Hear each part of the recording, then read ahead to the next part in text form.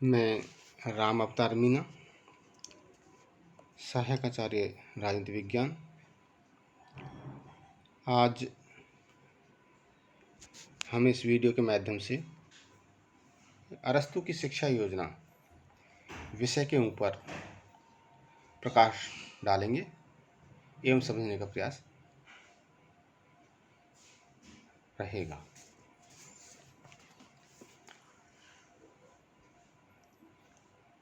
प्लेटो और अरस्तू दोनों ही यूनान के दार्शनिक विचारक थे। दोनों ने ही शिक्षा के ऊपर विशेष प्रकाश डाला।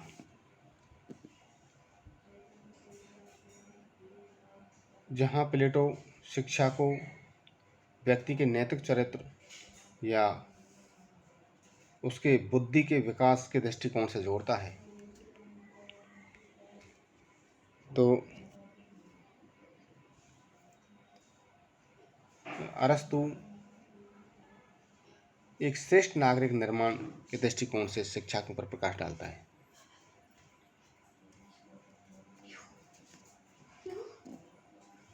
क्योंकि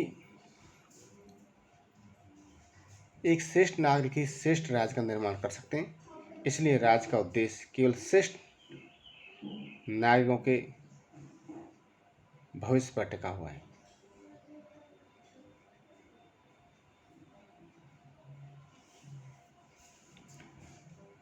तथा हम अरस्तू की शिक्षा योजना के जो उद्देश्य हैं उनके ऊपर प्रकाश डालते हैं, तो यहाँ जो विषय निकल के आता है वह व्यक्ति का सर्वगुण विकास, अर्थात अरस्तू की शिक्षा योजना का उद्देश्य व्यक्ति का सर्वगुण विकास करना है, जिसके माध्यम से वह बालकों को शारीरिक, मानसिक एवं नैतिक दृष्टि से एवं उत्तम नागरिक बनाने की ओर अग्रसर होता है या प्रयास में लगा रहता है। दूसरा विषय या दूसरा उद्देश्य उसका निकल के आता है शिक्षा के माध्यम से ज्ञान की अभिवृद्धि के बजाय, अर्थात चारित्रिक विकास को अधिक महत्व देता है। क्योंकि शिक्षा के द्वारा मानव जीवन में विनम्रता, उदारता एवं न्यायप्रियता आदि सद्गुणों का संचार होता है, जिससे कि एक सर्वश्रेष्ठ नागरिक का निर्माण हो सकता है या होता भी है। अतः हम अरस्तू की शिक्षा के उद्देश्यों के बाद इसकी शिक्षा के जो कार्य हैं उसके बारे में हम बात करना चाहेंगे। अरस्तू की शिक्षा योजना के जो कार्य हैं उनके तहत या उनके अंतर्गत शिक्षा का उद्देश्य सद्जीवन की प्राप्ति में सहायता देना, अर्थात शिक्षा के माध्यम से राज्य के द्वारा व्यक्ति के जीवन को और सुखी और संपन्न बनाने के दृष्टिकोण से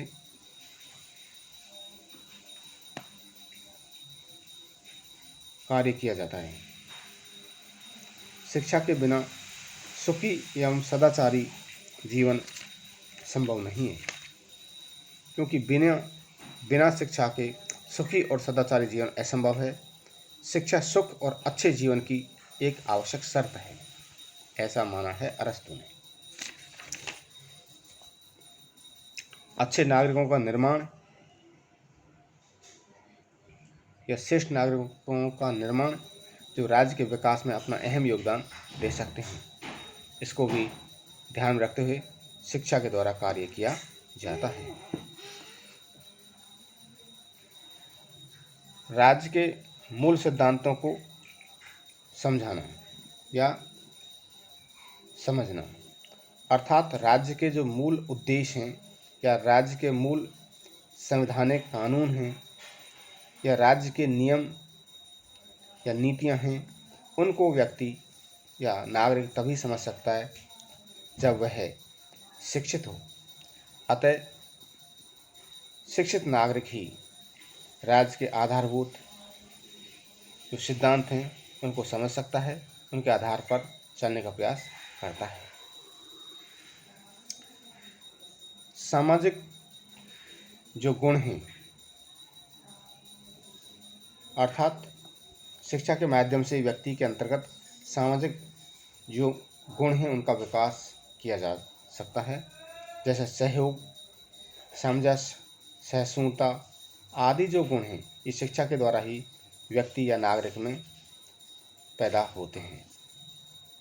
अतः हम कह सकते हैं कि अरस्तु की शिक्षा योजना का उद्देश्य एक श्रेष्ठ मनुष्य का निर्माण करना है, एक आदर्श नागरिक का निर्माण करना है। अरस्तु की शिक्षा योजना को हम 3 भागों में बांटते हैं। अरस्तु ने अपनी शिक्षा के सोपान बनाए हैं, 3 सोपान उन्होंने निर्मित किए हैं।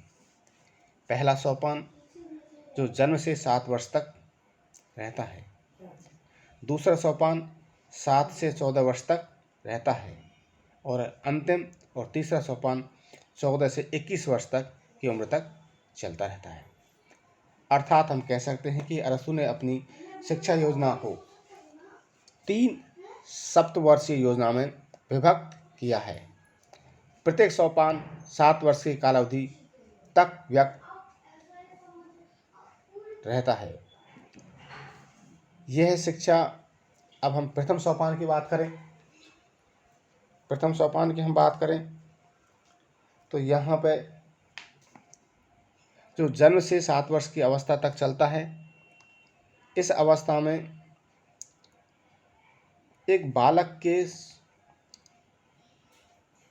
स्वस्थ पोषण, खान पान या खेल कूद के ऊपर विशेष जोर दिया जाता है। यह शिक्षा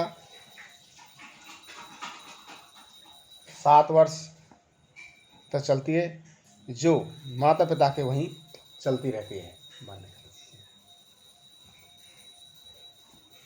और द्वितीय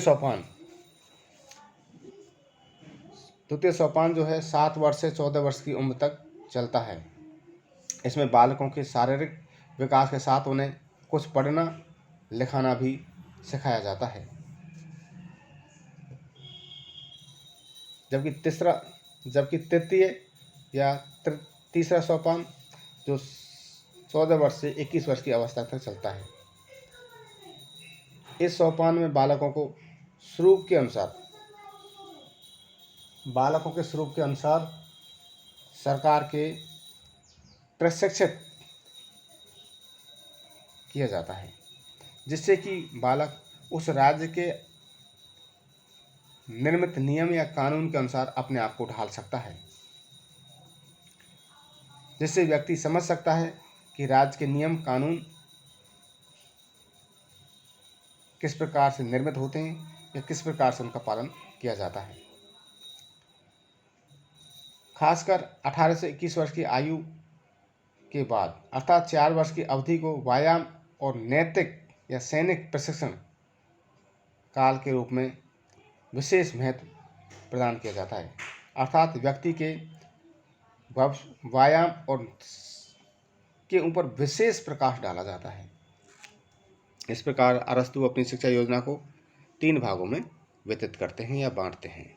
इसके बाद आता है अरस्तु की शिक्षा योजना की विशेषताएं क्या हैं।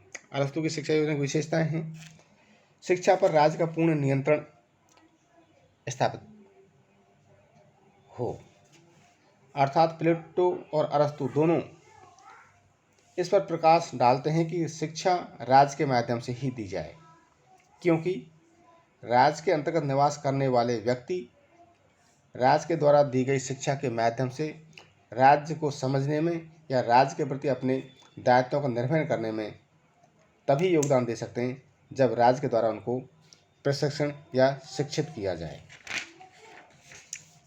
दूसरा था शिक्षा राज्य का कार्य भी है, अर्थात दायित्व भी है, क्योंकि अरस्तू के अनुसार शिक्षा व्यक्ति के विकास का साधन है और राज्य व्यक्ति का अधिक विकसित रूप है। इसलिए उसे अधिक और नैतिक बनाया जाए, इसके लिए राज्य के द्वारा ही शिक्षा का कार्य संपन्न किया जाए। शिक्षा के मूल सिद्धांतों पर विशेष बल दिया जाता है।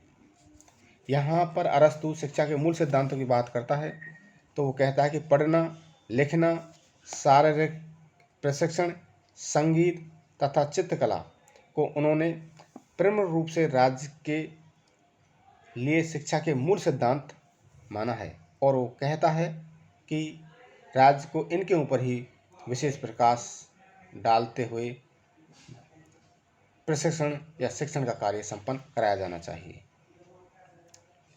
संगीत के ऊपर विशेष बल देता है, अर्थात अरस्तु मानता है कि संगीत के द्वारा मस्तिष्क में संस्कार उत्पन्न होते हैं, अतः इसलिए संगीत को शिक्षा का एक विशेष आधार मानते उसके ऊपर अधिक बल दिया जाना चाहिए। व्यावसायिक के शिक्षा को महत्व नहीं दिया, अर्थात व्यावसायिक शिक्षा का यह अर्थ हुआ कि राज्य के द्वारा किसी व्यवसाय, उद्योग धंधे या आर्थिक प्रकृति के कार्यों में किसी प्रकार का हस्तक्षेप नहीं करना चाहिए, क्योंकि यह प्रशिक्षण व्यक्ति स्वयं अपनी इच्छा अनुसार, अपनी योजना अनुसार ग्रहण कर सकता है। अतः व्यक्ति को जबरदस्ती या व्यक्ति के ऊपर दबाव डाल करके उसको उस प्रशिक्षण के प्रति उत्तरदायी नहीं ठहराया जा सकता जिस प्रशिक्षण को वह लेना नहीं चाहता। अतः व्यवसाय के प्रशिक्षण का अरस्तु विरोध करता है। धन्यवाद। रामता मीना, असिस्टेंट प्रोफेसर, राजनीति विज्ञान।